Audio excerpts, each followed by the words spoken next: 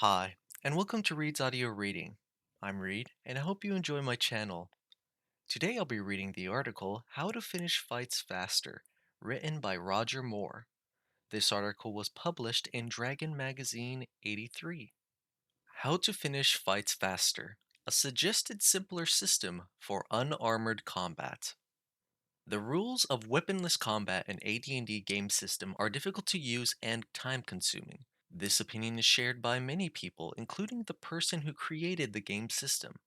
Many players skip over them or develop their own systems for unarmed combat. Part of the problem is with the methods for determining hits, damage, and subdual damage, which often requires players to calculate percentage differences in opponents, heights, and weights, and so forth. This is confusing and somewhat daunting to players and dungeon masters alike.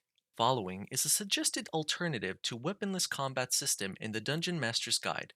It divides such combat into three attack modes: pummeling, kicking, and grappling. Any character can use these attack modes except monks, who are given special training in open hand attacks and are treated as per the player's handbook. None of the three modes of weaponless combat may be combined with any weapon attack, spell attack, or psionic attack, but a psionic defense mode and a weaponless combat mode may be used at the same time. A character who can make more than one weaponless attack per round is also able to switch modes between those attacks as long as each opponent is not attacked in more than one way. In other words, any character fighting a single opponent cannot change from one attack mode to another during a round.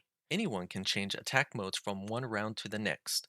Obviously, circumstances may sometimes make it impossible to follow these guidelines.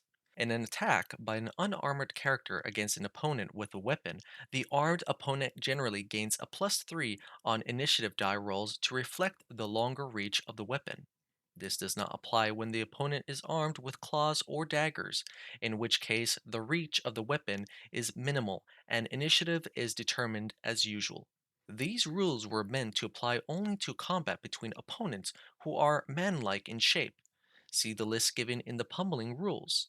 Only very rarely does unarmored combat occur with other types of opponents, and often only a monk character would stand a chance to harm an opponent, like a bear, for instance, using unarmored combat techniques. Everyone else, that is, anyone who uses the regular weaponless combat system instead, must use a weapon to inflict damage on an opponent in such cases. Only barbarian characters, see issue 63 and 65 on Dragon Magazine, can use unarmored combat to harm monsters who are otherwise hit only by magical weapons, provided that the barbarian is of sufficient level to do so.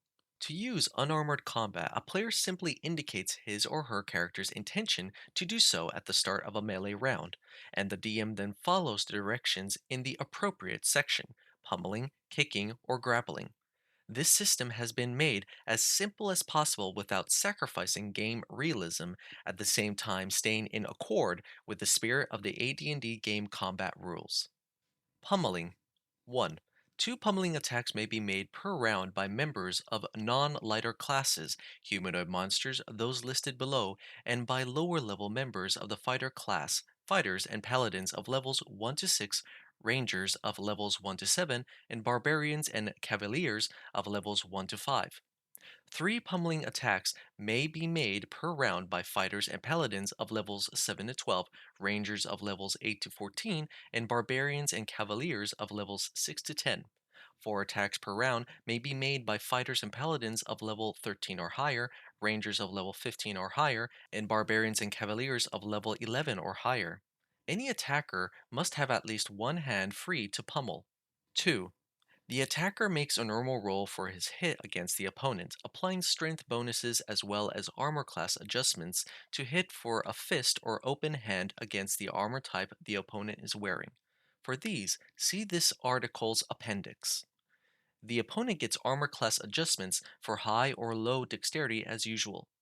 Add a further +1 to hit if the attacker is using a dagger pommel to strike with, or a +2 to hit for an attacker using metal gauntlets or cesti. These two bonuses are not cumulative. The attacker may also be eligible for these bonuses to hit, +2 versus an encumbered opponent, or an attack from behind, but thieves and assassins of course strike from behind at +4 or +4 against opponents who are prone, slowed, partially bound, or stunned. Any pummeling attacks automatically hits an opponent who is immobile, example asleep, held, or paralyzed. If the attacker is charging, the first pummeling attack is made at +2 to hit, but no other unarmed attack during the melee receives the same bonus. Also, note the penalties to armor class for a charging attacker as outlined in the Dungeon Master's Guide, page 66. 3. If a hit is scored, determine damage according to this table. This table can be seen right now on the video. Bonuses to damage +1 for pummeling with a dagger pommel or +2 for pummeling while wearing metal gauntlets or chesty. Note, strengths higher than 18 to 00 are given for characters using magical potions or effects to increase their strength due to giant levels. See Girdle of Giant Strength, DMG page 145. The chance of stunning an opponent with a given blow is equal to one's chance to bend bars, lift gates. A stunned combatant is disoriented for the remainder of the current round and all of the following round, during which times his attacks are made at -1 to hit, and he loses the benefit of any dexterity bonuses to armor class. In addition, any character attacking a stunned opponent does so with a +4 bonus to hit, unless the attacker is also stunned, in which case the -1 penalty to hit applies instead. The effect of consecutive or close together stunning blows is not cumulative. A combatant cannot be stunned when he is already in that condition. However, it is possible for an attacker to, in effect, keep an opponent continually stunned by winning the initiative in every odd numbered round and landing a stunning blow on the first pummeling attack that follows in that round. Monks are immune to this stunning effect, as are all tighter class characters, including paladins, rangers, and etc., who are high enough level to get 3 or more pummeling attacks per round. Pummeling damage is considered real damage and may be healed the same as any other sort of damage by the use of spells, potions, or by resting. When a victim takes enough damage from a particular pummeling attack to bring that character to 0 hit points, the victim falls unconscious for 1 to 4 turns.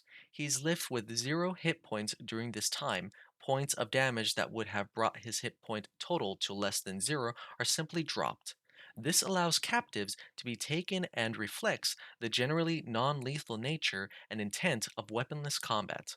However, damage taken from a monk's open hand attack is treated like any other attack damage and can kill opponents. 4. If an attacker is using the pummel of a magical dagger, the to hit and damage bonuses of the dagger may be applied to the pummeling attacks as well. 5. Hard armor, AC 5 or better, is bad news for bare-handed attacks. A character who attempts to pummel someone wearing hard armor will take 1 point of damage himself on every strike. Using a dagger pummel or a rock or wearing metal gauntlets or chesty will prevent this damage. 6. All of the player character races, humans, dwarves, elves, half-orcs, gnomes, and halflings, may make pummeling attacks. Monsters at man-like shape or size, up to the height of an ogre, may also make pummeling attacks. Note that some monsters like Quaggoth and trolls do not pummel because they have effective claws attacks instead. If the strength of a pummeling combatant is not known, use the following list as a guideline to the average strength for a member of the character or character's race. 8. Halfling.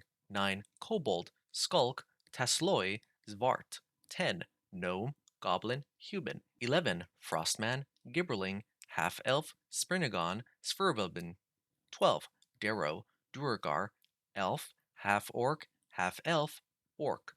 14. Dwarf, Norker. 15. Grimlock, Hobgoblin, Quillan.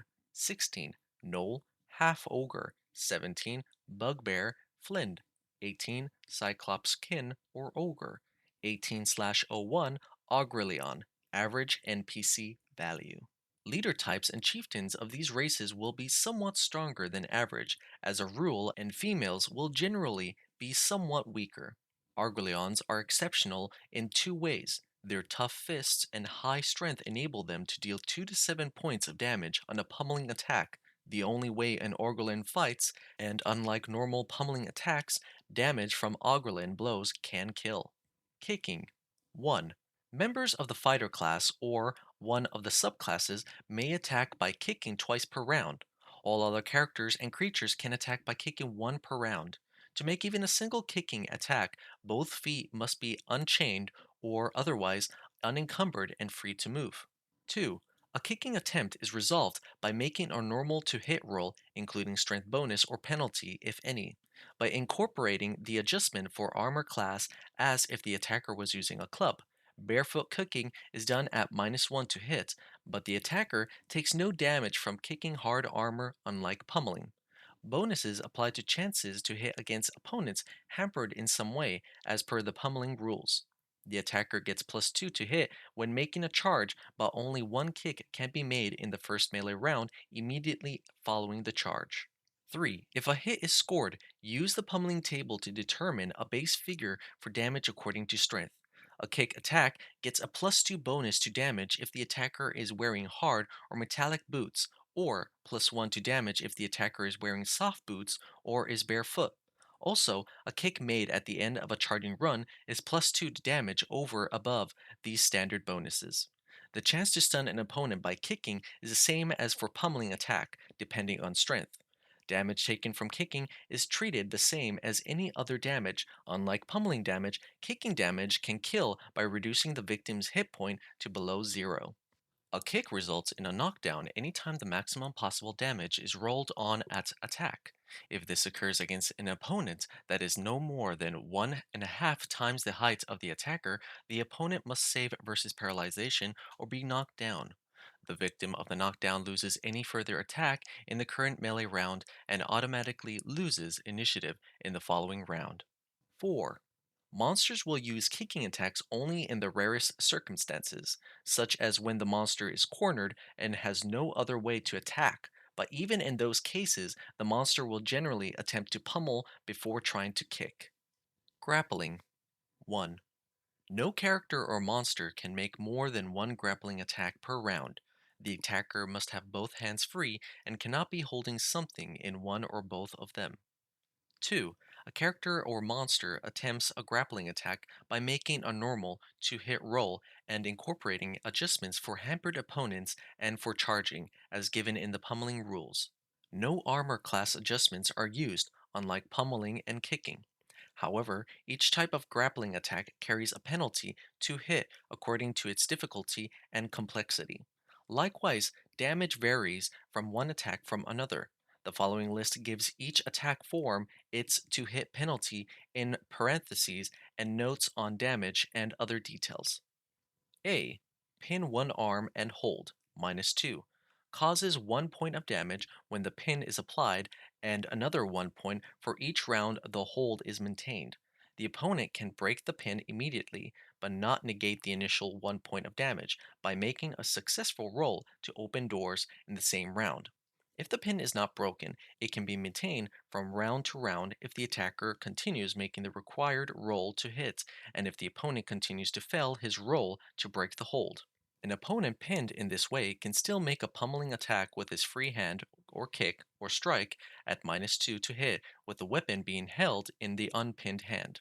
This attack form can be turned into a pin of both arms, attack form B, if the attacker makes a second roll to hit for attack form A in a subsequent round. However, the hold is broken entirely if the second attack fails. B. Pin both arms and hold, -4, causes 1 to 2 points of damage initially, and another 1 to 2 points for each round in which the hold is maintained. As above for attack form A, the opponent must make an open doors roll to free one arm from the pin. He's entitled to two separate rolls in the same round to try to break the hold entirely. If the opponent succeeds in freeing only one arm, the attack is then treated as one arm pin attack form A, for as long as the one arm hold is maintained. An opponent with both arms pinned may try to kick, throw attack form F, or knock flat attack form D his attacker, but cannot effectively use any other attack method.